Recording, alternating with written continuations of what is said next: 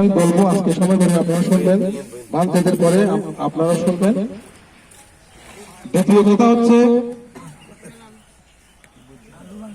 আজকের যেহেতু শেষ,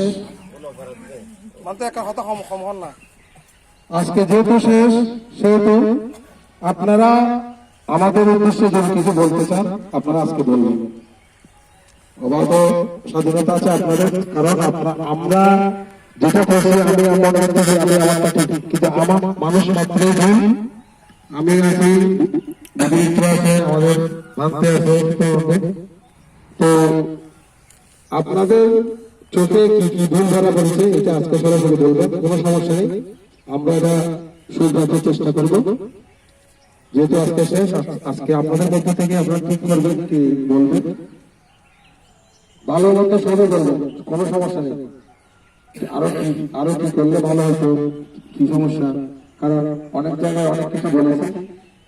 আমি আজকে শেষ দিন, আপনাদের সবার কাছ থেকে আমি ক্ষমা সুন্দর দৃষ্টি প্রত্যাশা করছি, এবং ক্ষমা সুন্দর দৃষ্টি বলবো না, আমাকে ক্ষমাই করে দেবেন সবাই আমার বড়।